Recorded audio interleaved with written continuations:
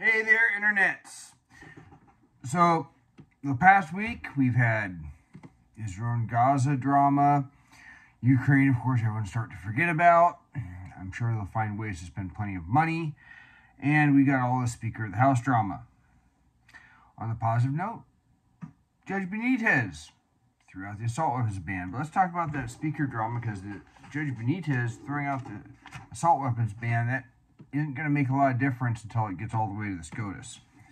So we got all that Speaker drama, and it has turned into a crap show. Now look, why did he lose his position? He agreed, and I'm going to include in this description below a link that says all the concessions he made, but one of those was he agreed to vote individually on 12 appropriation bills rather than one omnibus spending bill. This is from Axios. Matt Gaetz has said that was the final straw with him. That's not that hard to keep your word. It was basic competence is what he was asked for. He couldn't even do that. So now we got 8 people saying he ain't coming back, because the Democrats, of course, love seeing the Republican conference in chaos, and 21 holdouts that refused, 21 to 25 holdouts, which another link from CBS here that lists off all 25, and they're not all voting for McCarthy. Some of them are just voting for other people for whatever reason. At this point, McCarthy's not coming back. If you don't like Matt Gaetz, well, tough. He managed to get rid of McCarthy. And those 29 to 33 people, or 34 people, need to go into a little room together and all come out in agreement on one common speaker. And hopefully you don't get any holdouts from that, because that's what it's going to take. They're going to have to realize you don't got McCarthy coming back, you don't got this other one, and maybe they have to make some other concessions. That's what happens in politics. They all have to have a mind toward the fact that you have divided government. You're not going to get massive cuts, but you might be able to at least limit the growth of spending, which in the debt ceiling deal was limited. That, in fact, one of the concessions McCarthy made, and he did hold to it, was a rule that said any more raising the debt ceiling must be accompanied by spending cuts. And he got a little bit, but he also got they're supposed to give this 72 hours to review bills. I'm not sure if they actually did that with that omnibus bill or the stopgap bill. And so, of course, they got the weaponizing the FBI and investigating the Bidens. But they didn't get, the thing he only had to do is get those 12 appropriation bills. He couldn't do that. And, here's the thing. Keeping your word's important. And that's a value that I have always taken from my father, and I'm sure he got it from his father, just like where I get the name for this channel from my grandfather's desk. I come from a background that is effectively default Republican. I'm probably the most ideological member of my family, but I had a grandfather who refused to vote for FDR, as I understand, because he was too socialistic, despite being a poor farmer.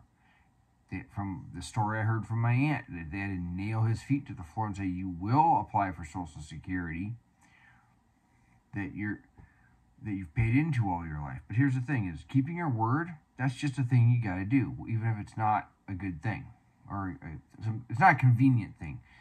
That maybe there's no binding legal contract, but your word is your bond, and that relates to your reputation. And McCarthy blew that. So the speaker dramas got in, and they've got to pick some people. But then who? Now, I found a few names that are getting bantied about on my app formerly known as Twitter. I saw that Byron Donalds had thrown his hat informally into the ring. And just to go down a few of the possibilities, former Speaker McCarthy has endorsed Tom Emmer of Minnesota. So we're going to kind of go down a few of the details of some of these guys. So Emmer, he led the GOP congressional effort in 2022. As far as I'm concerned, that disqualifies him right there with the crap show that was. They barely won control of the House when it should have been a complete trouncing of Democrats. And this goes to that thing of, holding on to what you say you're going to do. He is currently the majority whip. His seat was held by Michelle Bachmann. His voting record, according to 538, was 91.5% of Trump's stated positions, which puts him about average for Republicans. So I wouldn't call him a rhino on those grounds. But there's nothing really to like about him either that I can see. I'm not a fan of somebody that can't lead a good victory. If they just come out with a plan, as I've said, in 1994 they had this is the thing that none of these guys understand, even within their own ranks. Again, going back to McCarthy not keeping his word, 1994, Republicans won control of the House with a specific promise: bring a list of things to a floor vote. They brought 12 of 13 things to a vote. They voted for them, not turning around and voting for exactly the opposite once they got in office. And they passed the majority of them, at least up to Clinton's desk. I was impressed come the 1996 election, which was my first one. Even though I came from a default Republican household, I was much more willing to vote for those guys and keep voting for them. I could see Clinton's game of veto the same welfare reform bill twice and then finally sign it. I could see that it was a Republican limit on spending that balanced the budget, not anything Clinton did. But, a lot of people don't see that because they always see the presidency. But I'm not impressed. Another name bantered about was a guy that I saw in a Yahoo article, and I'll link the article. I'll move the Yahoo article over here so you'd see where I came up with some of these names. I know they're being tossed around. And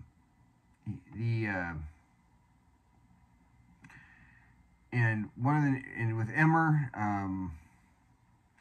just as a side note, there's a bunch of stuff saying, oh well, someone named Jameson Foster said Emmer's Wikipedia page included a section headers for drunk driving, allegations of anti-Semitism, fire, Pelosi, machine gun video, and bullying. I didn't see anything on allegations of some anti-Semitism. I will double check his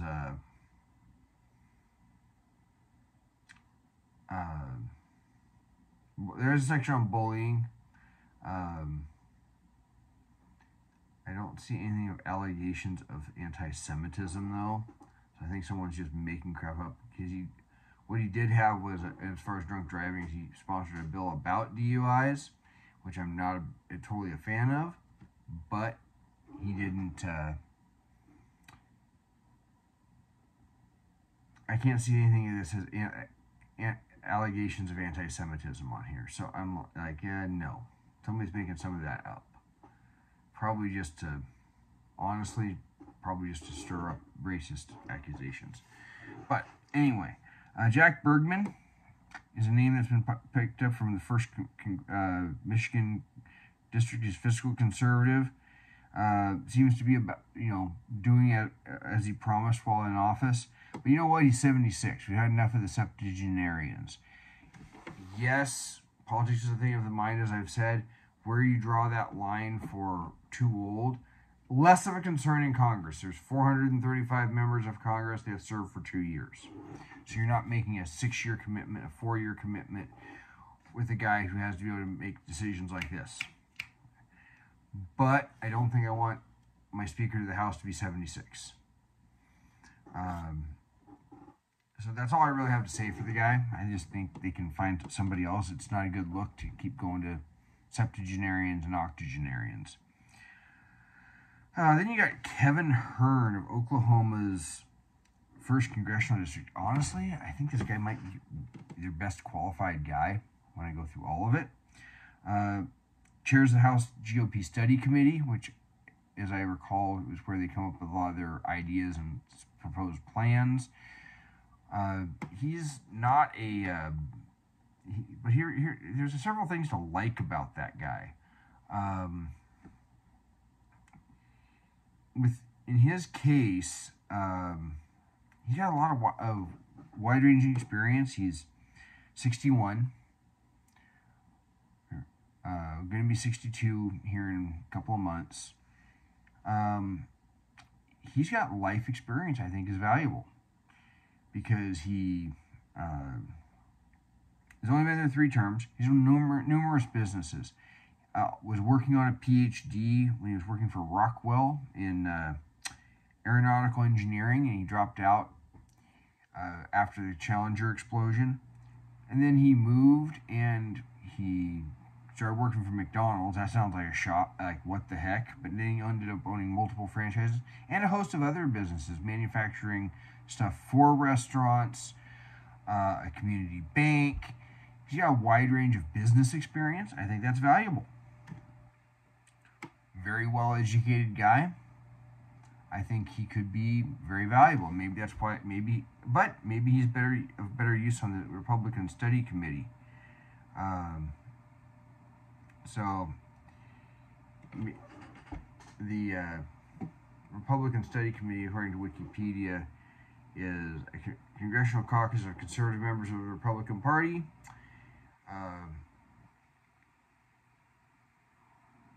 It's usually pushed significant cuts to non-defense spending, advance socially conservative legislation, support the right to keep and bear arms.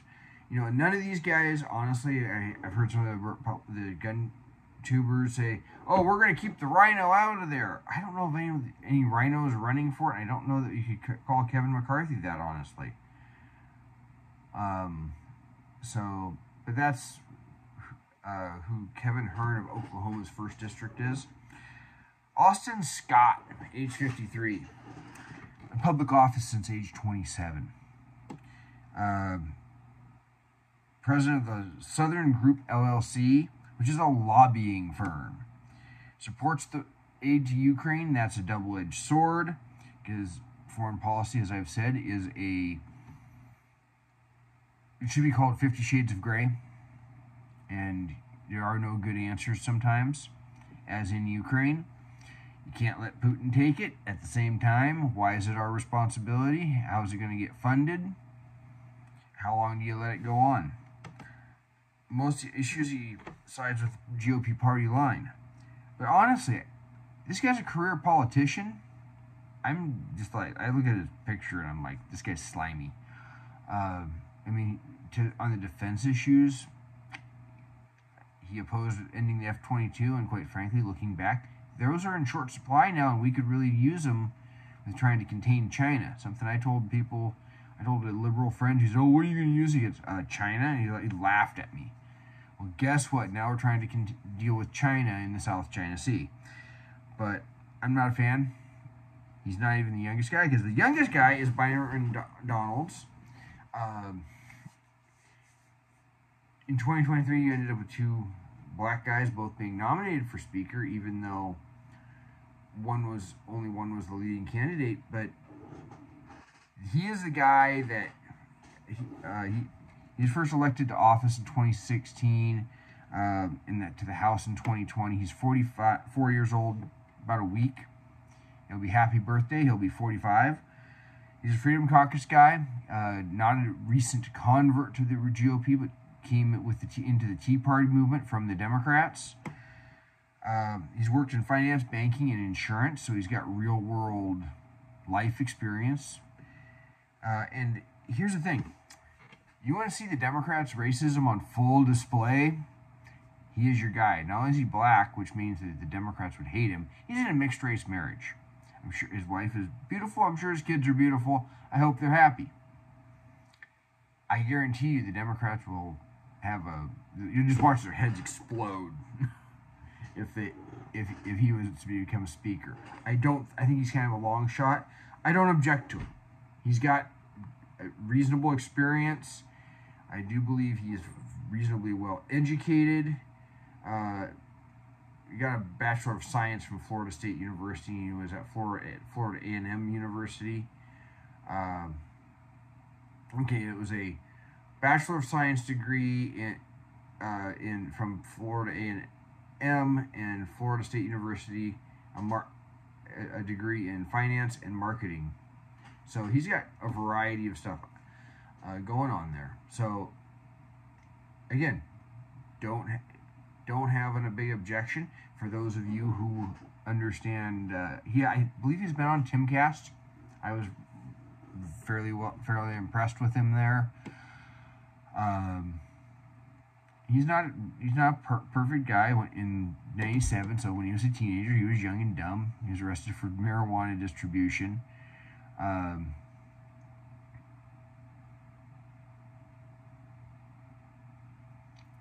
In 2000, he pleaded no contest to a felony bribery charge, part of a scheme to defraud a bank. His record was later sealed and expunged, and I don't know what that was about.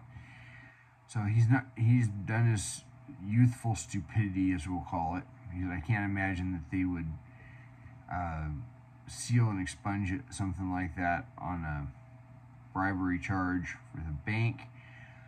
But he grew up in New York, so he's been in New York, he's been in Florida, raised by a single mom. He's got a wide variety of experience, and that's important, you know. But you want to see the Democrats' head explode, make him speaker. Because people can turn their life around, and I think that's, we should remember that as Christians. So that's who I can count, some of the people names being talked about. Who do you like for speaker?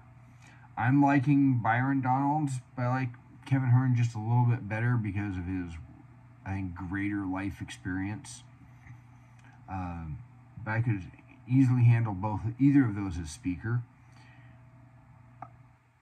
So, there you go. But in any case, they need to get figured out. Those 30 or so people that are the holdouts for either bringing McCarthy back or putting in somebody else, they need to have a little sit down, just the 30 or so of them, and hammer out a agreed upon person, and all get behind one person, get it finished. But until next week, you all have a good one, and like this video, share it with your friends if you found it interesting or informative, and until then, take care.